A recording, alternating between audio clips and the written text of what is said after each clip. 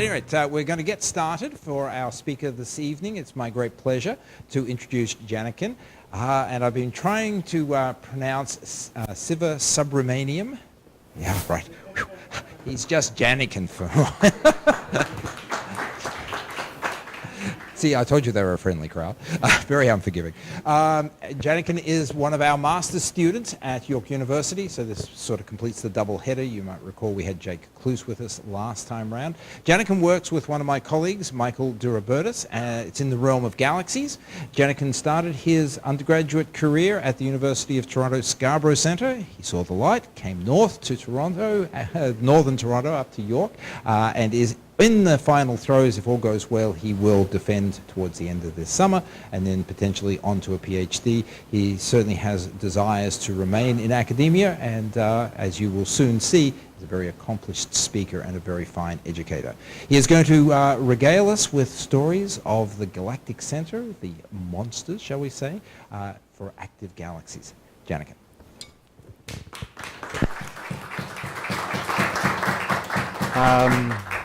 Hello everyone, welcome to my presentation. My name is Janakan. Thank you, Paul, for your very kind introduction. Today I'm going to be talking on the topic of active galaxies, a hunt to understand what feeds these galactic monsters. So over a year of research, kind of working through these ideas, I was thinking about how to prepare for this presentation and thinking about the ideas that I really want to communicate, and I noticed that it filtered down to two important ideas. So my presentation is kind of divided into these two important parts. The first one is I want to put active galaxies into perspective. What is an active galaxy? Why is it so important? It turns out in the 1940s, when these galaxies were first observed, astronomers were so astonished at what they were finding. The core of these galaxies were so extraordinarily bright that they seemed to violate the laws of physics themselves. How are they able to sustain such an intense brightness? Could it be, as my title suggests, a galactic monster? Well, in fact, we'll see that there is in one of these real-life monsters at the center of these galaxies, and many of you might be even surprised to learn that at the center of our own Milky Way, one of these monsters lurk. And I'm not being over-dramatic, that there's actual physics to this, so we're going to see what this means, and I hope I could put into perspective of why these galaxies are so cool. In the second part of my presentation, I want to talk about the research, the model, and the results. The idea of understanding what an active galaxy is, it was really before the 1990s. But right now, the big question in astrophysics is, how are these galaxies able to sustain that extreme activity? So what feeds these monsters in a sense? So these are kind of the general outline and directions that I want to take the presentation in. So let's get started. So the first part, putting active galaxies into perspective. If you were to walk along the South American desert in Chile and look up at the nighttime sky, you would see this beautiful image. It is our very own Milky Way galaxy. We know that our Earth orbits the sun, and the sun orbits almost a common center of 1 trillion stars, which is our Milky Way. So these stars and dust form a galaxy. But one of the biggest discoveries of the 20th century was the idea that our galaxy was one of billions of galaxies out there that populated the cosmos. To give you a real perspective of how amazing this fact is, let me tell you about an experiment that NASA did. NASA said, hey look, we're going to pick a patch of the sky, to be particular southwest of the Orion constellation. And it said, we're going to zoom one of our most powerful telescopes, the Hubble Space Telescope, to ask an ambitious question.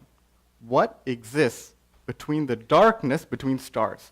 Can we get any information from that? What would happen if we were to zoom our most powerful telescope into this darkness? What would we see? To give you a perspective of how tiny this patch of sky is, imagine you had a tennis ball, and you took that tennis ball about 100 meters from you. How tiny of a little spot would that occupy in your field of vision? That's the tiny patch of sky that NASA zoomed its telescope. Again, astronomy is all about scale. In terms of angular resolution, the angular resolution of the human eye is about 0.2 degrees. So this is literally like zooming your telescope into an area in the sky the size of the speck of dust, into this eternal darkness. what would you see? The next image I'm going to show you is one of the most famous images in astrophysics. It is the Hubble Ultra Deep Field image. In this tiny speck of the sky, an entire universe dynamically active is present. Don't be fooled by this image. These dots, they're not stars. They're individual galaxies in their own right, which have about 1 trillion stars, and those stars might have planets around them. So what this image did was that it inflated the size of our universe, and more importantly, it deflated the size of our egos.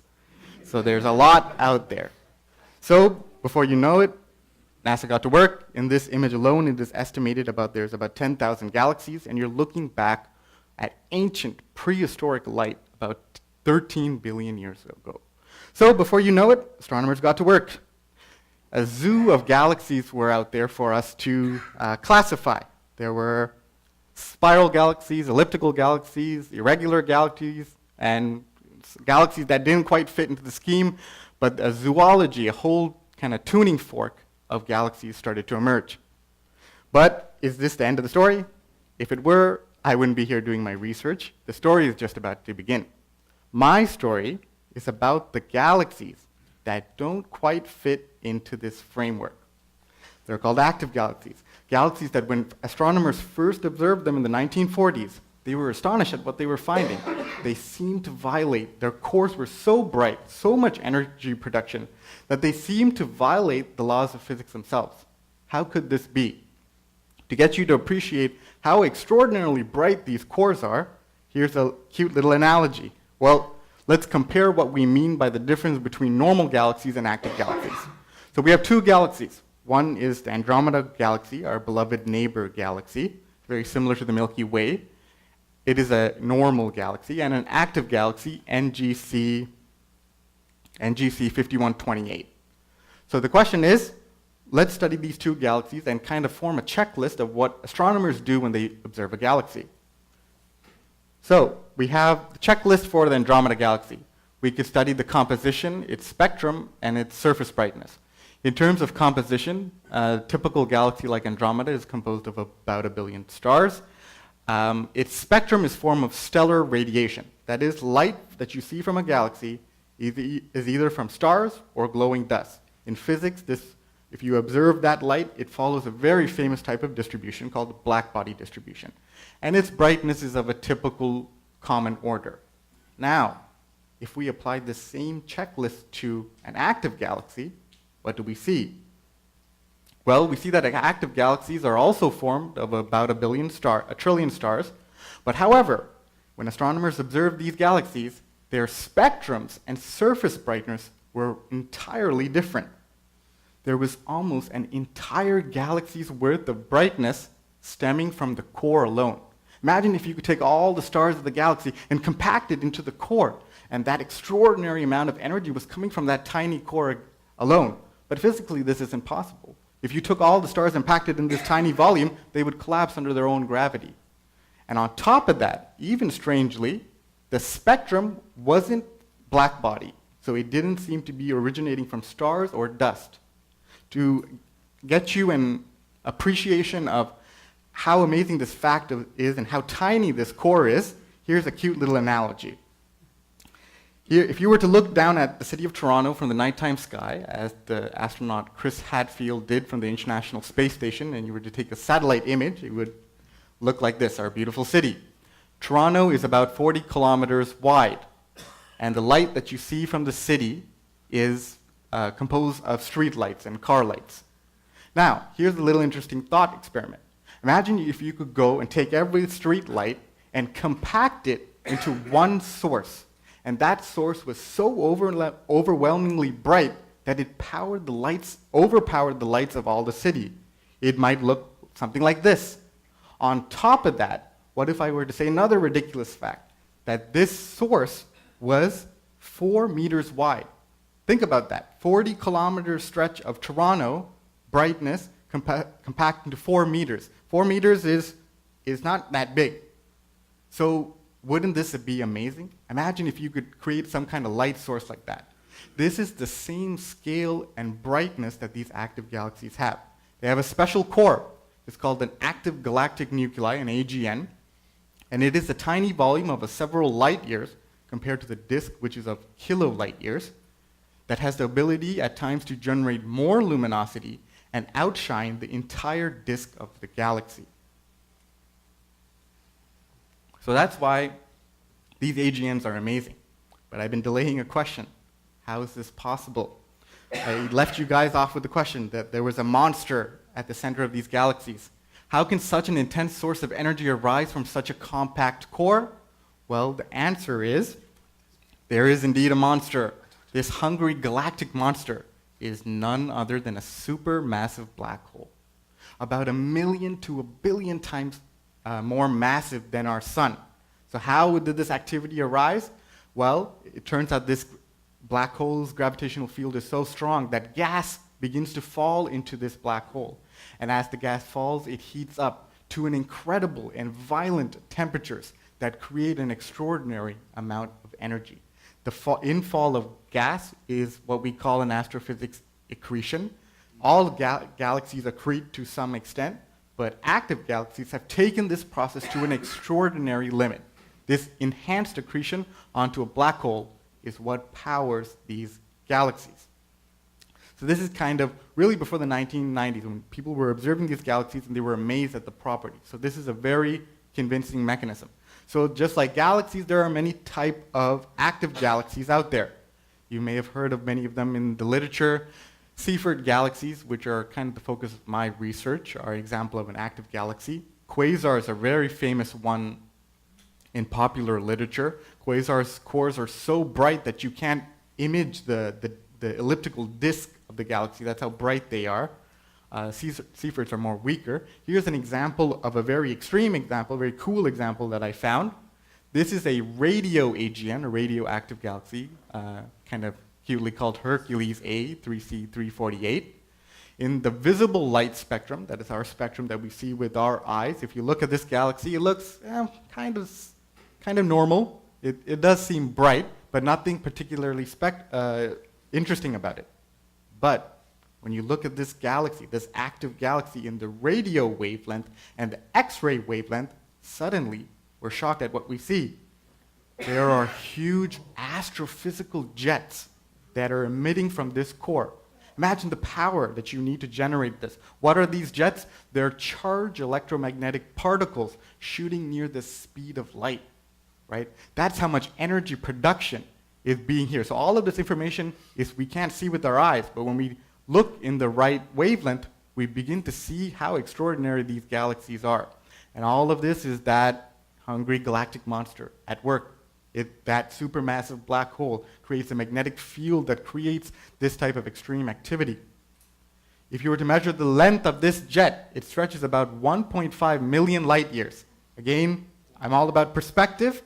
The Milky Way is about 100,000 light years. So to scale, if our Milky Way was here, it would look like this green dot, right? If it was there, it would get blasted with the radiation and X-ray radiation. So I hope you can see how amazing these galaxies really are. Now, so what's the important idea I want you to take away? Active galaxies, are like the lighthouses of the universe. Extraordinarily bright, and this enhanced accretion onto a supermassive black hole is the engine that powers these galaxies. But, like I said, this was really before the 1990s. The story of science continues, and there's always a mystery to solve. So the idea of accretion onto a supermassive black hole is a very convincing mechanism to explain how these galaxies came to be the way they are. But by proposing one solution, you open up another problem. Let me tell you about what I mean. So here's an interesting question for you. We know that active galaxies are powered by supermassive black holes. In other words, all active galaxies have a supermassive black hole at their cores. So A implies B. But here's an interesting question. Does B imply A?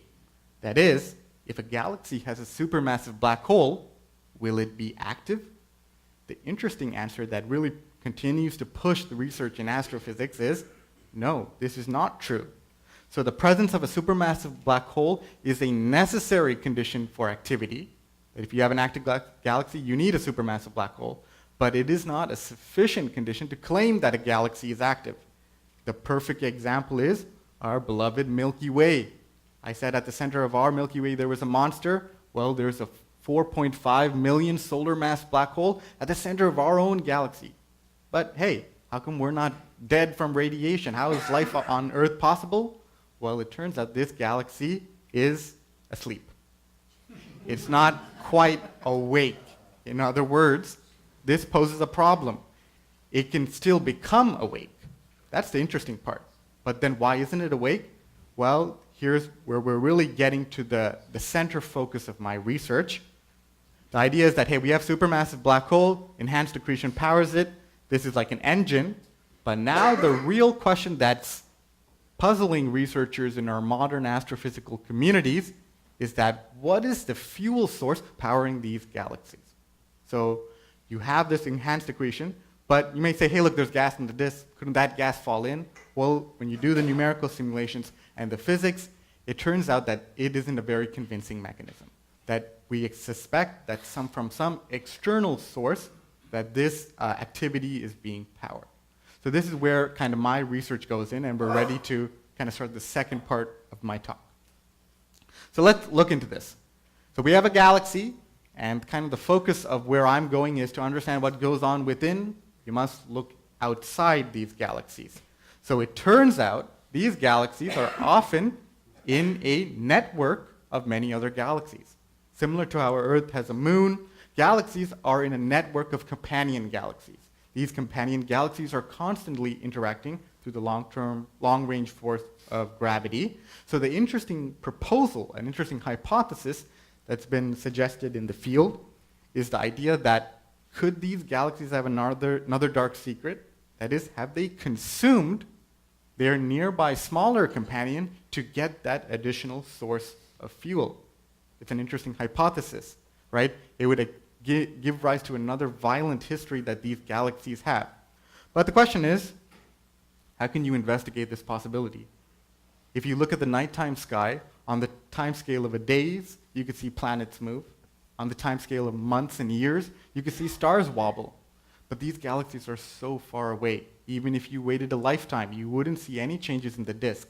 So how can you investigate a history of a galaxy if you just have one little image of it? Well, the way we go about it is studying the spatial distribution, the statistics, that's the key word, of these companion galaxies.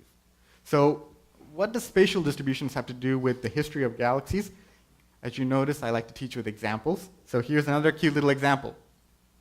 Imagine there was an alien. The alien came to Earth and wanted to know where human beings lived. How could it figure out where human beings lived?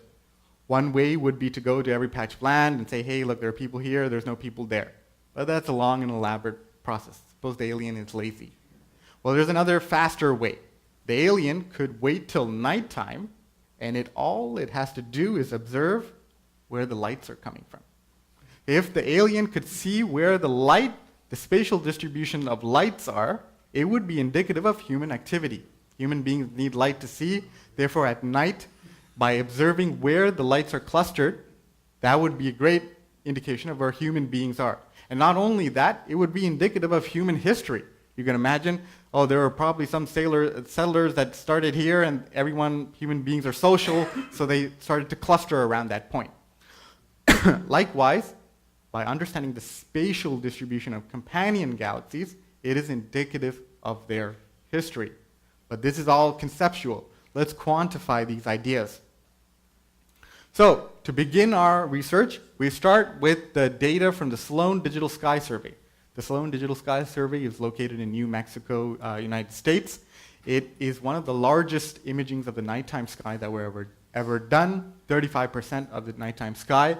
In its extensive database of stars and galaxies, it has almost 500 million objects. In fact, it's an open source. I would even encourage you to go check out the data. There's even tutorials on how to use the data manipulation. It's world-class and famous data. So we get our data from this SDSS. And the first step in our research is we need to find a sample of active hosts, that is, active galaxies, and inactive galaxies. But they can't just be any active galaxies or inactive. They have to be matched according to a set of parameters. So we find these galaxies matched to a set of distances, galaxy shapes. In this case, we work with spiral galaxies, and matched according to intrinsic brightness. So this is how we find the host. But now, if we want to understand the spatial distribution, we need to be able to search around these galaxies. So suppose we had a galaxy centered at some volume. It could be an active galaxy or inactive galaxy. The first step in our model is to draw a volume around it, a spherical symmetric volume of 3 megaparsecs. How big is 3 megaparsecs? It's about the typical distance between major galaxies is about 1 megaparsec. The distance between the Milky Way and our beloved neighbor galaxy Andromeda is about 0.7 megaparsecs. So 3 megaparsecs is about 3 times the distance between major galaxies. So great. We have our host. We've drawn the volume around them. Now how do we know if something is a companion? Simple. If it's in the volume, it's considered as a companion galaxy. The next step is we keep saying spatial distribution, but what does that mean in terms of the kind of the math behind it? Well, when I refer to spatial distribution, I'm referring to number density. It is a measure of the number of particles, in this case galaxies, given in a volume. So by taking this huge volume and dividing it into kind of volume shell bins, we count the number of particles per volume. And we monitor this function as you increase in different shells. So if there were a lot of galaxies in the first shell, that is indicative of the fact that, hey, they're packed very close. And this would give us a distribution. But anyone who studies statistics knows that we can't derive statistics from one source, one host partner system. We need to find identical copies of equally configured host partners. So what do we do? We find an ensemble of equally matched hosts, and we search around them. So we have an ensemble of inactive hosts and an ensemble of active hosts. So we've come a long way. We started from SDSS, which was just raw data. We found galaxy hosts that were matched according to a certain property, but we want to study their spatial distributions. So we drew a volume around them, and we're ready to do our statistics. So if we go to the active host, and we were to draw their number density, so we would form a number density function for each host. If we were to go to the active host, inactive host, it may look something like this. So what this graph is showing is on the y-axis we have number density, that is the number of galaxies per volume, and on the x-axis we have the radial distance, so the distance from the host. It's important to understand what this figure means. The hosts are not depicted in this figure. The host is always located at r equals 0, and this is the distribution of companions. So as you would expect in a gravitational system, there's more tendency to cluster close in to the host. That's why there's a higher number density. But in science, if we want to make a statement of, hey, these two are correlated, what we have to do is form a control sample. A control sample is a sample that does not vary according to the parameters that we're changing. So the inactive host forms the control standard. But now the interesting part is, if we were to draw the number density of the active host, how would they look like?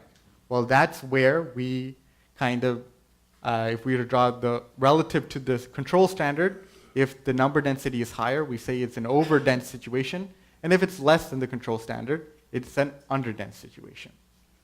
So this is kind of the setup, and now we're really ready to ask, how does the data look? This is all conceptual ideas, but when we do the data, apply it to the data, how does it look? One little extra condition that's important to my research is this idea of gravitational non-competitiveness. It turns out, that wasn't quite explored in the literature before, that is, the name of the game is gravity. So when a host is a primary source of the gravitational field in that volume, it makes an important difference in the clustering. So an important restriction we make is that all companions in this volume have to be a certain mass of the host. So they're lightweights. Now, we're ready to analyze the data. How will it look like? Will the trend be true? Well, here is the trend. So in the counting volume where there's only companions 1% to 10% the mass of the host, for the inactive, remember these are the normal galaxies, this is how the number density distribution looks like. It's quite standard. you'd expect higher clustering near the host, and as you go out far, the density drops off. But now, if we were to look at the active hosts' number density, how are their companions distributed, we suddenly see a radical difference.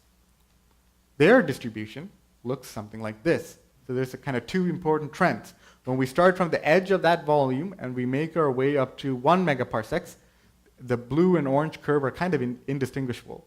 But there is something very interesting going on within the inner 0.5 megaparsec of these active galaxies.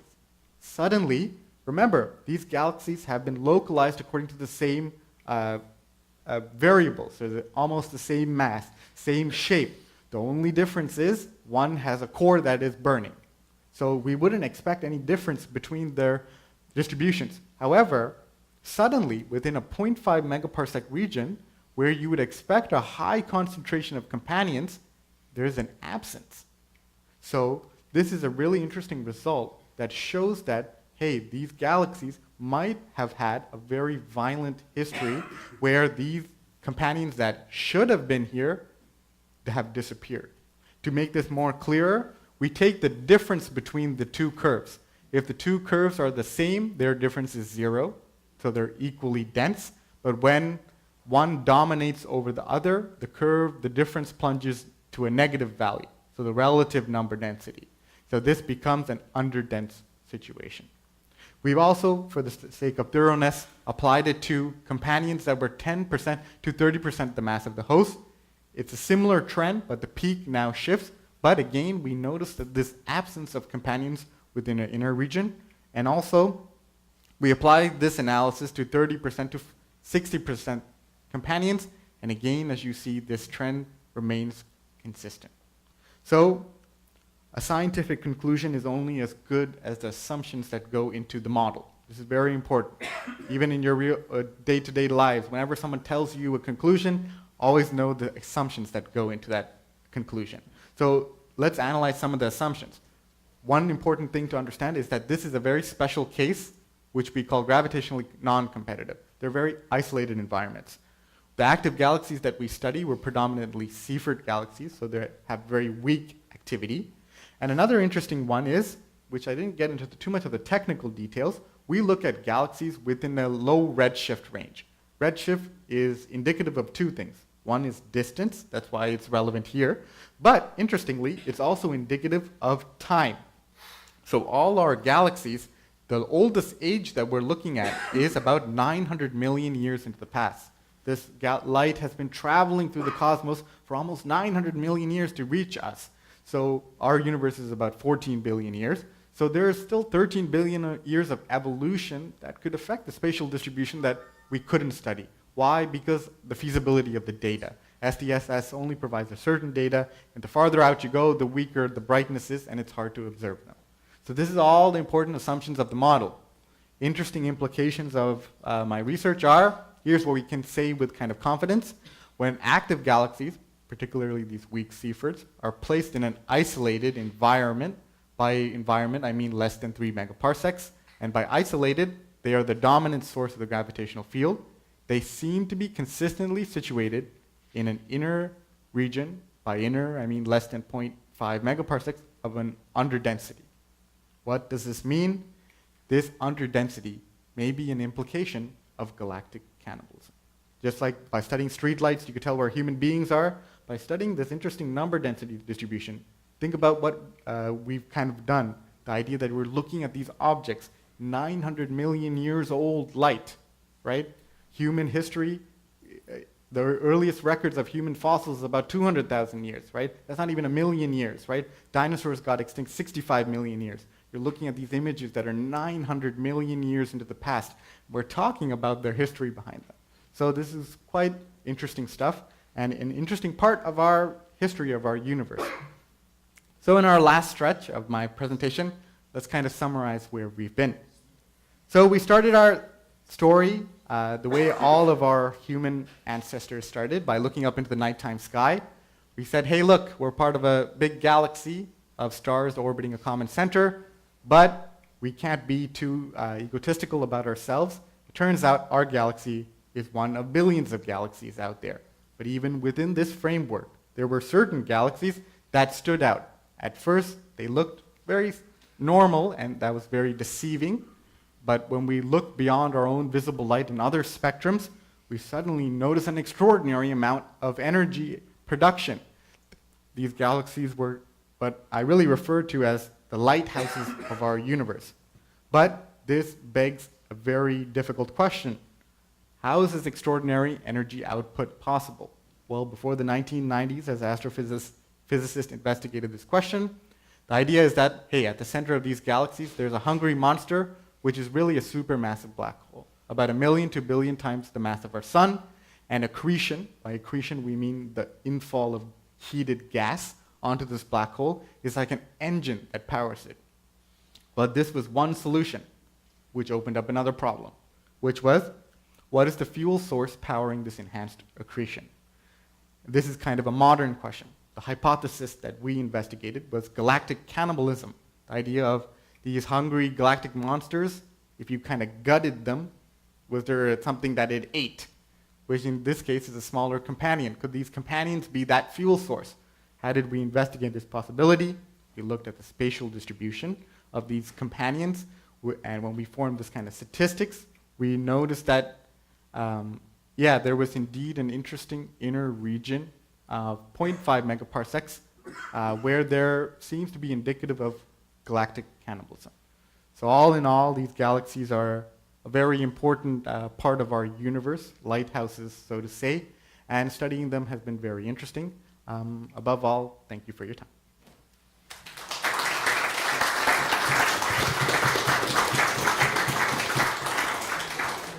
They don't have to come to your defense now, so they know all about it. Okay, so let's Q&A here, because there's all sorts of interesting things that Janakan has passed on, and I think we've got one microphone over there, yes, and I'm going to hand the other microphone here.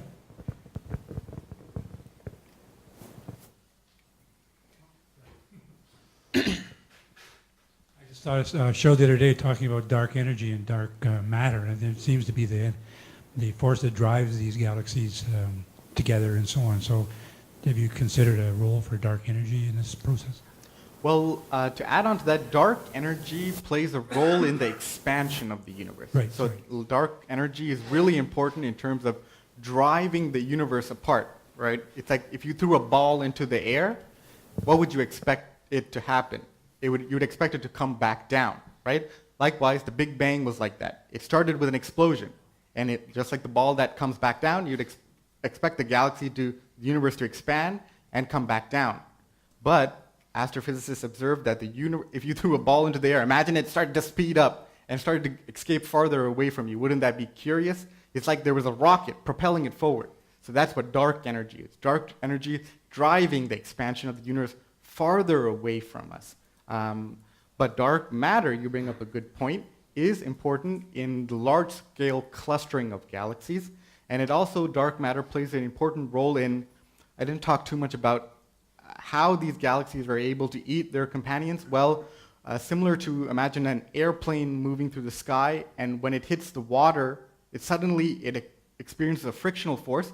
If you have a companion that's kind of revolving around a galaxy, and it hits the dark matter halo, it experiences a sudden drag that can enhance the consumption process. So that's the role that these kind of dark matter and dark energy play in this. It's a good question. Yeah.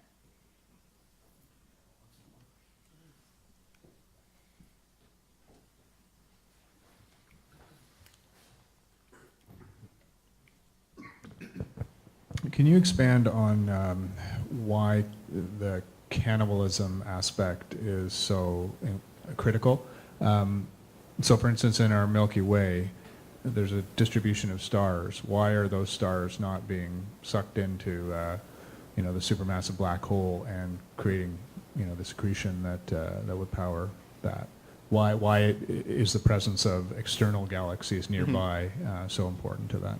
So it's a good question. So it's like when it comes to this field, people go about investigating it in different ways. One is, as you brought up, a very good point, could an internal mechanism be stimulating these galaxies? So a galaxy in its own right, without any companions, cause some kind of instability that grows that falls in it. So there has been some research. For example, galaxies with magnetic fields have been shown that halo fluid frictions can cause that kind of instabilities. For one, stars don't fuel it. It has to be gas. Gas is what heats up. Its friction is what powers it. So, and it turns out the gas in the disk, for the fact that it's been rotating for millions of years, is very stable. There needs to be a perturbation. It's like a pendulum. Imagine a pendulum is swinging. It has a very regular motion. You wouldn't expect any deviance. You need some kind of impulse from the outside, an outside perturbation. So that's where these kind of companions, the idea that the companions have that fuel source. And if the companion is much smaller than the host, the fact that it falls in doesn't disturb the integrity of the existing disk. And it allows for that ideal environment to brew.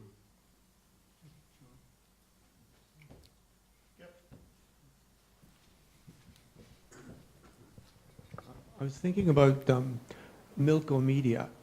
When our galaxy and Andromeda collide, Andromeda's bigger, so who will be cannibalizing whom?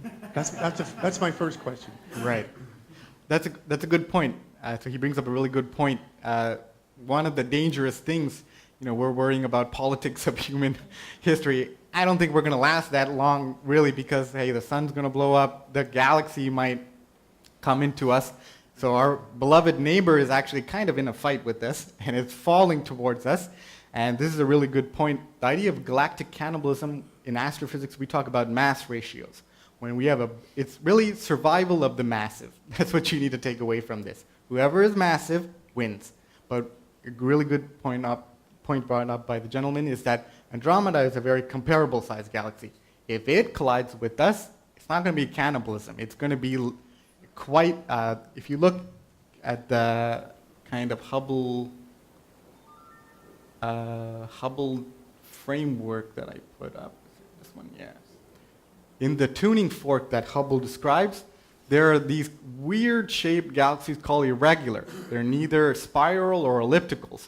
Many astrophysicists postulate that these galaxies are irregular because they've collided in some violent way, where the structure and the integrity of the disk has been completely disrupted. But again, another type of collision is our galaxy, the Milky Way, actually has two little satellite galaxies, which are about 10% to 1% the mass of our Milky Way, known as the Large Magellanic Cloud and Small Magellanic Cloud. Interestingly enough, they're also infalling towards us and decaying towards us, which that could occur on a much faster time scale than Andromeda. And if that gas reaches our central supermassive black hole, many astrophysicists via numerical simulations estimate that it could awake our central supermassive black hole. So we're not quite safe yet. The second part of my Right. question is, when our galaxies come together, you're postulating that it's cannibalism that creates these extremely active cores.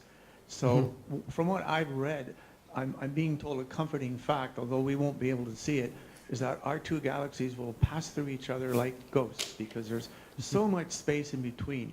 So that's one scenario. Are you suggesting that actually that may not happen? There may actually be, there'll be this super active. So the idea of examining the collision of galaxies is a very interesting study.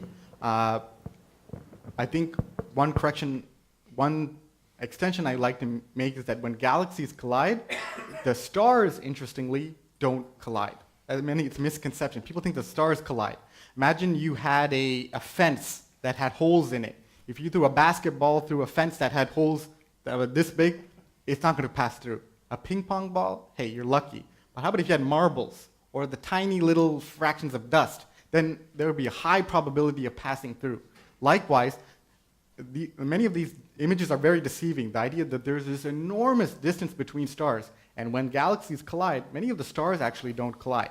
But it is the gas that really is the determining factor of dynamics. That these galaxies have this gas. This is from the Spitzer telescope, where you could really see the hot gas. And the gas obeys laws of fluid mechanics, where it could compress and heat up and expand, and it is the flow of the gas that drives dynamics. Thank you. Just one additional point for that. The average stars in the Milky Way galaxy. Forgot about that, yeah, sorry. The average separation of stars in the Milky Way galaxy is of order 5 light years. So if you think of here to Alpha Centauri, Proxima Centauri, that's just over 4 light years. That is pretty well the average separation. It does get a little larger in separation towards the outer rim, and it does get a little bit closer when you get towards the galactic bulge, but give or take, it's 5 light years. And so as Janakan has suggested, galaxies, when they do sort of merge, the stars get gravitationally perturbed, but they do tend to miss each other in large measure, and it's all the gas and the dust that, as Janakan indicated, really cause all the excitement. And sorry, and one other extension, yes, the stars don't collide, but interestingly, because the mass distribution of gas has changed, the gravitational field of it has, however, changed. So the trajectory, if a star was intended to go this way, that might start to shift, right? That's how the system remains bound, but the stars don't collide.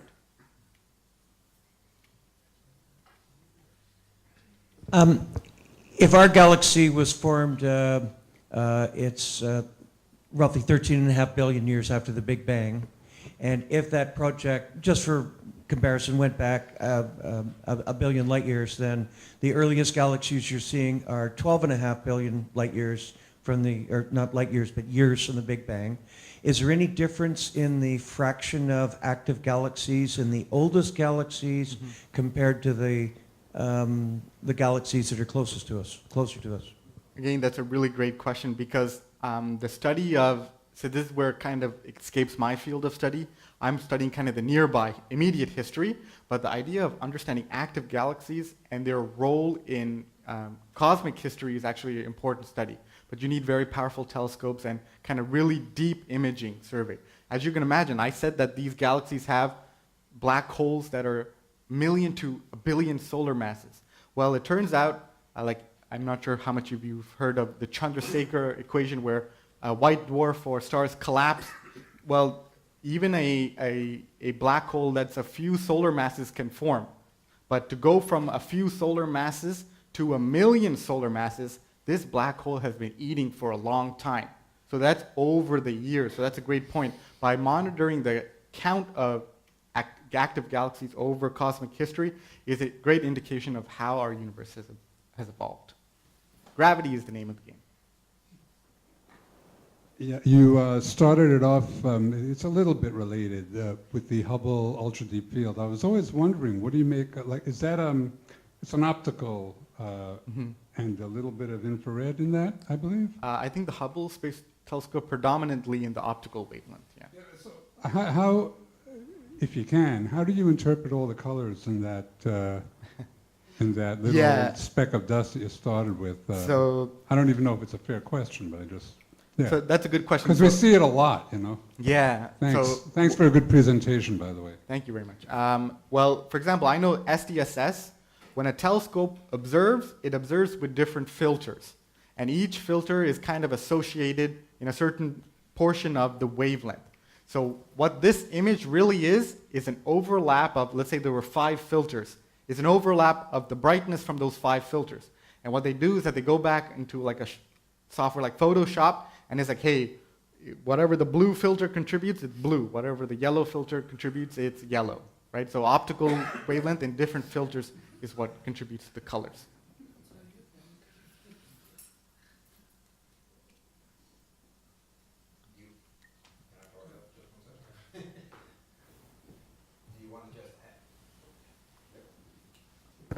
Yep, that's better.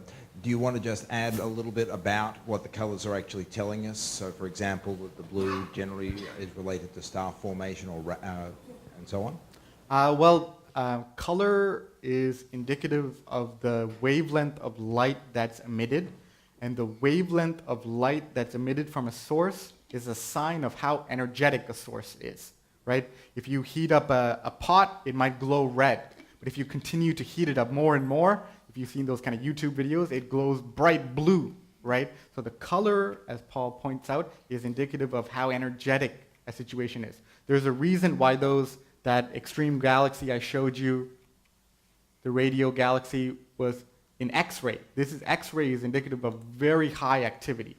So as Paul points out, color is indicative of what kind of violent activities have occurred.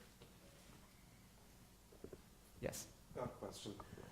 There have been a few papers recently that indicate that there's evidence that the Milky Way has collections of stars that suggest that they are the remnants of dwarf galaxies that have been cannibalized previously. So the question is, if the Milky Way has gone through a phase of cannibalization like that, why isn't it a Seyfert galaxy? I guess the quick answer, that's a good question. I'm not entirely sure of that research, but in the end, the idea is that you need to reach a certain threshold of gas. It has to be cold, we call it cold gas, that reaches the inner region.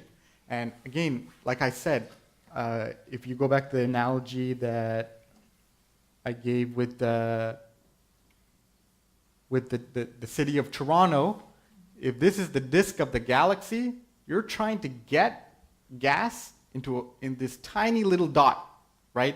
So there's a concept called angular momentum. You need to lose a huge amount of energy to reach this center. I draw these kind of cute pictures where the black hole is smiling, or it looks like this one where I draw the black hole like this. This is an extreme exaggeration, right? The black hole is this tiny little dot, and you got to be able to get the gas into that center. So it's all kinematics and dynamics situations that arise to this. I was just thinking on your model, I was just thinking about double stars and stars which have, at a much smaller scale, obviously, accreting gas from its circulating minor star. Is this any relation at all to what you see, or can the calculations in a small star be extrapolated to a galaxy-size event? So you're asking, are those like binary stars? Yeah, binary stars that are accreting material from the smaller star into the bigger star. Is that process in any way related to the processes Well, you see? The reason that's occurring is gravity. Gravity is what drives galactic dynamics, but stars don't directly contribute to activity. But the idea of these two galaxies, that's actually a good point. Another type of mechanism that allows this is called tidal stripping. The idea that if you have a big galaxy and a smaller one comes by, it doesn't need to fall into the galaxy. Just the simple presence of it causes it to pull, just like on a sheet. And when you pull, it strips the gas. The stars continue in their motion, but the gas gets stripped down. And there's just beautiful images you can search on Google called tidal stripping, where the galaxy actually doesn't need to get consumed. So there's quite a bit of mechanisms that allow this.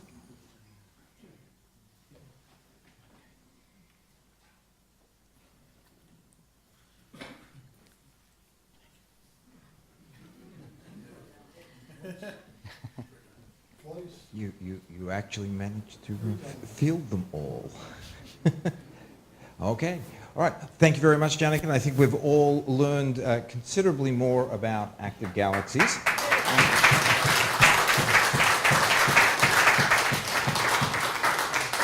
I'm going to hand this across to our president because he's got some little goodies for you. I'm also just going to indicate that Janakan has to leave more or less straight away, so he won't be available for any more questions. But thank you very much indeed for the evening. No problem. Okay, well, I'll be very quick. Very good talk. And, Thank you. Well presented. And this is just a little token of our appreciation for you. Thank you very much. The RASC calendar with all sorts of lovely images. Are there galaxies on this? There are a few, probably. I won't accept it. I'm just kidding. Oh, yes, there's some images there. Okay, no problem. So thank you very much. Thank you very much. Thanks.